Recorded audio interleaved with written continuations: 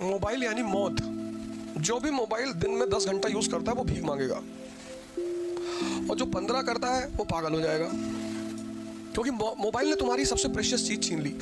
सोचना, जो भी इस वर्ड को समझेगा उसका 2 साल में सिलेक्शन हो जाएगा। तो बोले यार ऐसा करो, अब देखो आईएएस बनने का तरीका बता रहा हूं, इस कहानी से गौर से सुनना। अब जो आदमी 2000 करोड़ रुपया कोचिंग इंडस्ट्री से कमाया है, अगर वो मेरे ऊपर इल्जाम लगाए कि अवध ओझा ने पैसे के लिए कोचिंग छोड़ दी, तो मैं तो छोड़ूंगा।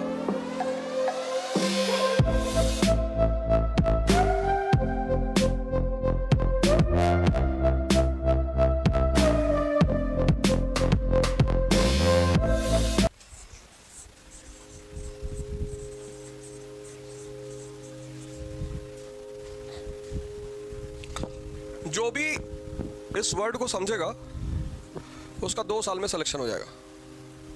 2 साल लगते हैं इस तैयारी को, लगते ही लगते हैं। मैं उस पर भी चर्चा करूंगा क्यों लगते हैं 2 साल, और हर चीज हर एंगल, फिर तुम्हारे जो क्वेश्चन होंगे वो पूछ लेना। इस तैयारी में 2 साल लगते हैं, और ये तैयारी है, प्रिपरेशन। इस वर्ड को जो समझेगा बस उसी का सिलेक्शन होगा, जो नहीं समझेगा वो कयामत तक तैयारी करेगा। कुछ चीजें हैं जिन्हें समझना है। अगर तुम वो समझ गए, डॉक्टर अंबेडकर एक बात समझ गए कि ये जो अपर कास्ट है इंडिया में, इसकी ताकत क्या है? एजुकेशन। समझ गए, वो नाहक में महान नहीं बने। तुम लाइव देखो, मैं तुम्हें लाइव एग्जांपल दे रहा हूं। वो एक बात समझ गए कि यार जो पढ़ेगा नहीं वो मजदूर, जो नहीं पढ़ेगा तो वो मजदूर बनेगा। क्यों बनेगा? क्योंकि पढ़ाई तुम्हारे सोचने की क्षमता को बढ़ाती है। बस पढ़ाई करके कोई राजा नहीं बनता। यह भी एक बहुत बड़ा फैक्ट है कि राजा बनने के लिए पढ़ने की जरूरत नहीं है। शराब की फैक्ट्री भी है तो भी राजा बनोगे। तो राजा बनने के लिए जरूरत किसकी है? समझ की।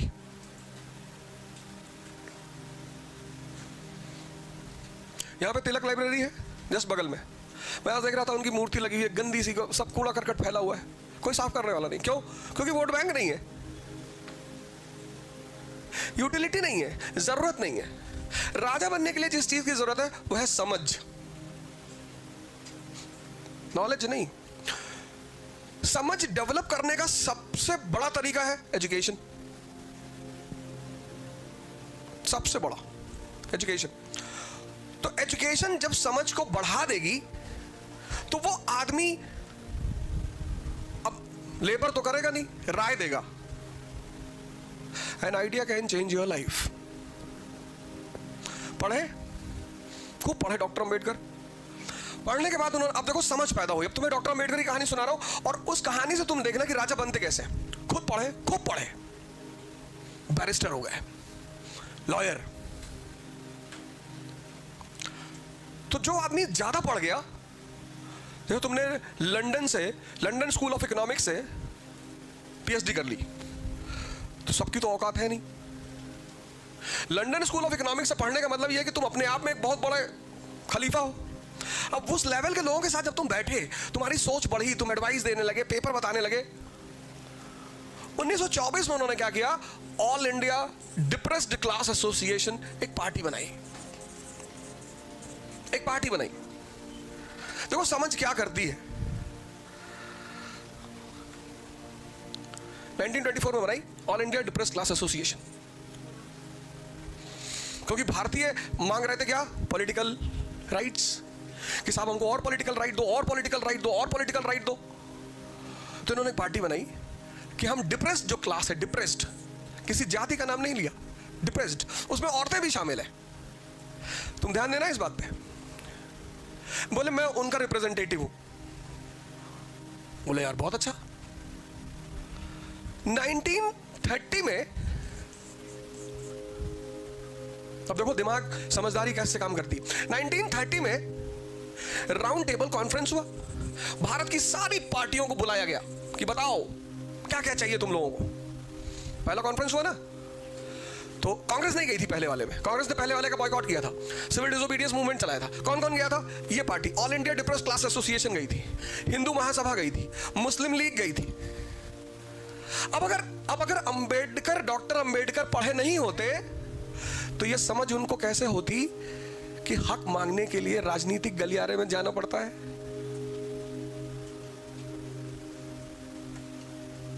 देखो समझ का खेल है ये। उन्होंने गन नहीं उठाया कि मार डालो सबको, ना ना, ये देखो समझ का खेल। ब्रिटानी सरकार के सामने बैठे, बोले आप क्या मांगे? तो बोले यार ऐसा करो, अब देखो आईएएस बनने का तरीका बता रहा हूं, इस कहानी से गौर से सुनना। अब मांगना क्या है? तुम रिप्रेजेंटेटिव बन के गए, अब 545 लोग मेंबर ऑफ पार्लियामेंट है, लोकसभा, सारा कानून वही बनाती है। और 545 में से 400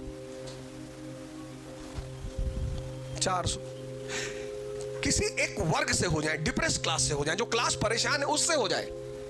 पार्लियामेंट क्या करती है? नियम बनाती है।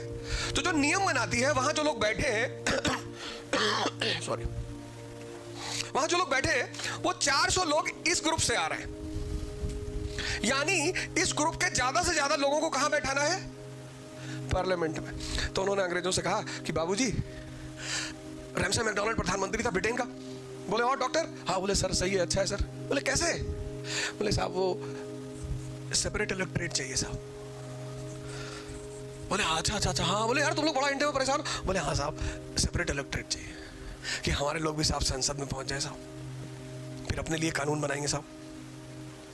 अरे बोले देंगे यार तुमको सेपरेट इलेक्टोरेट, कैसी बात करो, नाम लिखो भाई इनका। ये किसका परिणाम है? एजुकेशन का। एक अनपढ़ आदमी क्या करेगा?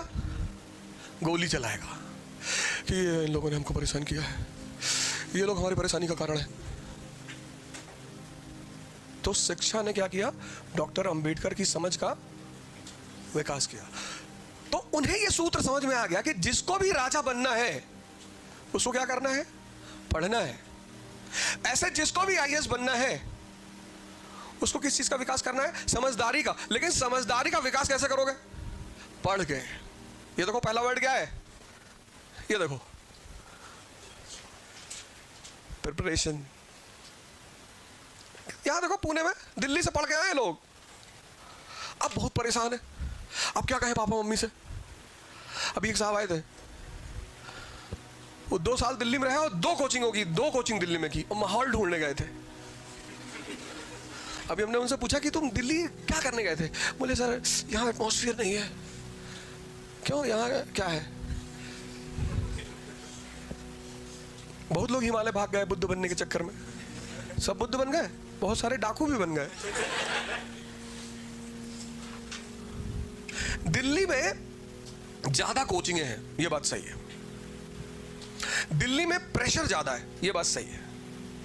ये सब बातें मैं मानता हूं। दिल्ली में क्या क्या है वो मैं तुम्हें बता देता हूं। वहां की स्पीड बहुत ज्यादा है जिंदगी की।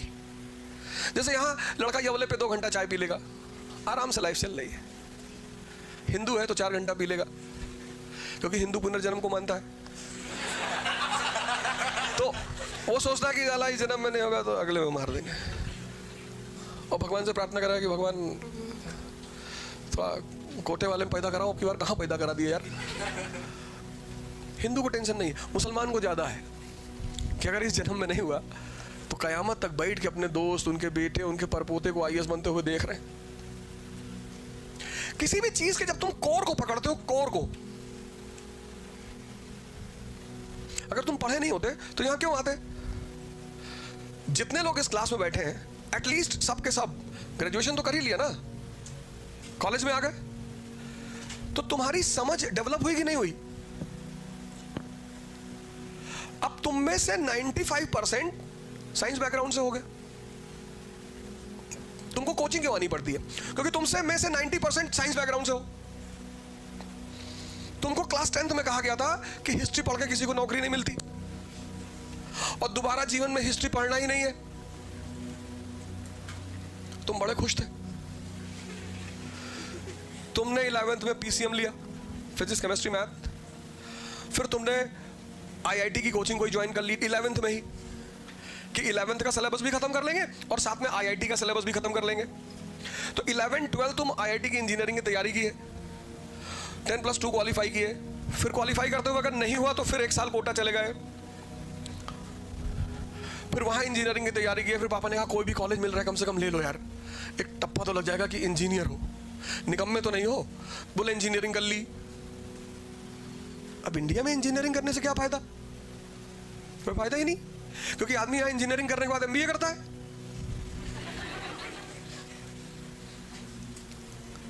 जब इंजीनियरिंग कर ली तो एमबीए करने की जरूरत क्या है? इसीलिए सबसे ज्यादा आजकल इंजीनियरिंग का सिलेक्शन होता है। उनकी बेइज्जती बहुत होती है, जिसकी बेइज्जती ज्यादा होती है उसका सिलेक्शन ज्यादा होता है। लोग हमसे पूछते हैं कि सर इंजीनियरों का इतना सिलेक्शन क्यों हो रहा है? मैंने कहा इनके अंदर आग लगी हुई है कि 10-10 साल पढ़े, पता लगा इंजीनियरिंग कर लिया, फिर पापा कह रहे हैं कि यार एमबीए कर लो, शादी फिर भी नहीं हो रही है। तो ये गुस्से में तैयारी कर रहे हैं। अब तुम सोचो, अब तुम एक तो छोड़ आए ह्यूमैनिटीज, तुमको पता नहीं थी, पता ही नहीं था, तुमको पता ही नहीं है कि साहब ये सिविल सर्विस में history, geography, economy, polity, science, general, ecology and environment. GS का एक पार्ट इथिक्स भी है, पर उसे हम बाद में डिस्कस करेंगे। ये कोर पार्ट्स हैं। अब तुम्हें पता ही नहीं कि ये क्यों पढ़ना चाहिए, ना तुम कभी पढ़े और ना तुम्हें पता है कि क्यों पढ़ना चाहिए। तो जो भी आईएएस की तैयारी करेगा उसका पहला फेस होगा इनको पढ़ना। जो भी नॉन ह्यूमैनिटीज का लड़का तैयारी शुरू कर रहा है उसका पहला फेस है इन सारे सब्जेक्टों को पढ़ना, इस पर्सपेक्टिव से कि इनका रेलेवेंसी क्या है, हम क्यों पढ़ें। हिस्ट्री हम क्यों पढ़ें? तो जब आप हिस्ट्री पढ़ोगे तो आपको पता चलेगा कि यार ये नेशन बना, यूनाइटेड स्टेट्स ऑफ अमेरिका एक नेशन है। कब बना? बोले साहब ये तो 1787 में बना साहब। बोले उससे पहले? बोले उससे पहले 13 कॉलोनीज थी साहब। बोले उससे पहले? बोले साहब उससे पहले कुछ था ही नहीं। 1492 में साहब कोलंबस पहुंचा, 40-50 लोग सुट्टा उट्टा मारते हुए जहाज पे बैठे, जाओ चले। बोले कहां? बोले समंदर को नापने, समंदर में घुसेंगे। बोले बहुत बड़ा है, मर जाओगे, उस तरफ गिर जाओगे जाके। बोले मर जाएंगे, वैसे यहां मर रहे, यहां कौन से स्पेन के राजा हैं, आओ चले। तो 40 दिन का सामान लेकर, खाने पीने का सामान लेके लोग जहाज में बैठे कोलंबस के साथ चल दिए कि चलो। 35 दिन चला गया, कहीं जमीन ही ना दिखाई पड़े। तो जो लोग कोलंबस के साथ निकले उनको लगा कि बेवकूफ बनाया हमको, तो कहा ऐसा करो इसी मार डालो, इसको मार के अटलांटिक में फेंक दो। उसने कहा फेंक दो, 40 दिन का राशन है, यहां 35 दिन हो चुका है, अब यहां से वापस जाओगे 5 दिन में राशन खत्म हो जाएगा और 30 दिन में तुम भी मरोगे भूखो। इसीलिए कैलकुलेट करके चलना चाहिए। अगर 60 दिन का राशन ले आता तो मार दिए होते सब कोलंबस को। 40 दिन का लेके गया कि अगर मैं मरा तो ये सब मरेंगे। बोला 5 दिन और बाकी है, जहां इतना इंतजार किए वहां 5 दिन और चौथे दिन जमीन दिखाई पड़ गई। कोलंबस बड़ा खुश हुआ कि भारत आ गए, भारत आ गए, क्योंकि ये तो खोज रहे थे इंडिया, ये सब इंडिया का रास्ता खोज रहे थे। अंदर पहुंचे, देखिए लोग नंगे घूम रहे। बोले यार ये क्या हो गया यार, यहाँ के लोगों को ऐसा तो था नहीं भाई साहब कि लोग नंगे घूमते थे लोग। तो बोले यार कहीं गलत जगह आ गए क्या। वहां पहुंचे तो इन लोगों को ऐसी चीजें मिली, बड़ी नई नई चीजें मिली। वहां से लेकर आए सब चीजें, वापस लेकर आए, यूरोप लेकर आए, स्पेन पोर्चुगल लेकर आए। वो उन चीजों को लेकर जब ये भारत आए तो बड़ी मार्केट मिली, बड़ी बिक्री हुई इन चीजों की, बड़ी डिमांड हुई। तो जहां की चीज, मोबाइल अंदर रख लो यार, कोई फायदा नहीं है। मोबाइल यानी मौत। जो भी मोबाइल दिन में 10 घंटा यूज करता है वो भीख मांगेगा, और जो 15 करता है वो पागल हो जाएगा, क्योंकि मोबाइल ने तुम्हारी सबसे प्रेशियस चीज छीन ली। सोचना, तुम्हारे रिश्ते छीन लिए। पहले जब हम अकेले होते थे तो अपने दोस्तों के साथ बैठते थे, अब हम अकेले होते ही नहीं।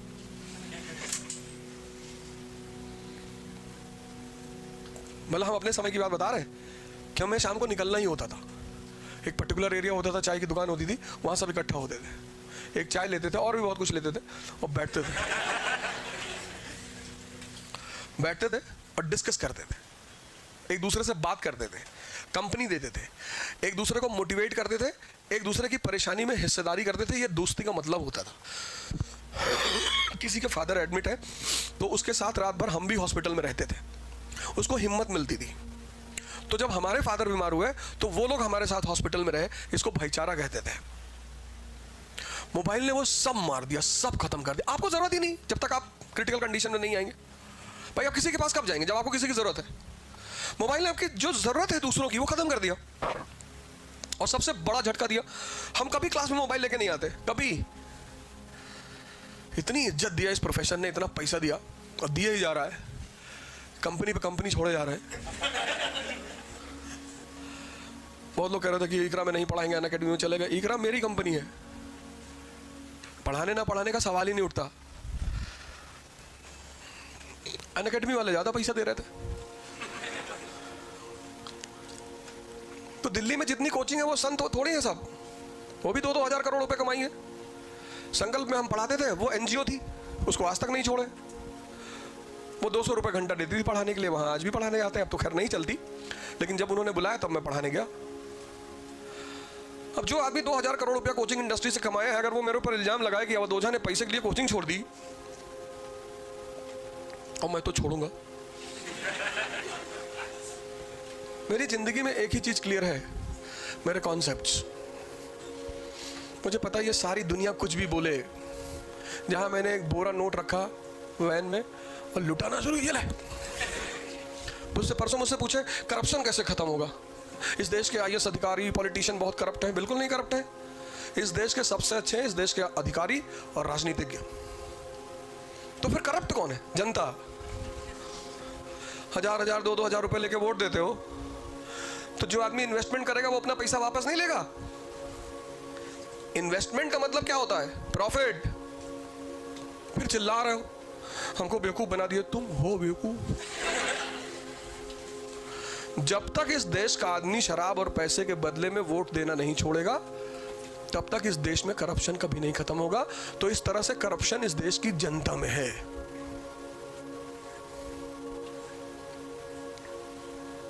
ना तो ब्यूरोक्रेसी में है और ना राजनीति में है। आप एक बार एक ऐसा आदमी चुन के देखो जिसने आपको 1 रुपया ना दिया हो, और फिर वो करप्शन करे तो बताओ हमें। क्योंकि जो सेवा भाव से आ रहा है वो क्यों आपको पैसे देगा? जैसे हमसे कोई कहते हैं कि इलेक्शन लड़ जाओ, पहले तुम लड़ेंगे नहीं, लेकिन अगर लड़ जाए तो हारना तो पक्का है। एक चीज तो गारंटी है कि हार जाएंगे, वोट नहीं मांगेंगे। तुम्हारी गर्ज हो तो दे दो, क्योंकि तुम्हारे लिए काम करने आए। अब तुमको पढ़ाने आए, तुमको रास्ता बताने आए, तुम्हारा ही पैर छुए कि स्टूडेंट नाराज भाड़ में जाओ, भाग जाओ, हटो यहां से। तो तुम्हें 1-2-3 काम करने पड़ेंगे। ये जो नेता तुम्हारे पैर छूते हैं इनको रोकना पड़ेगा कि भैया पैर मत छुओ हमारा। ये इन्वेस्टमेंट करते हैं,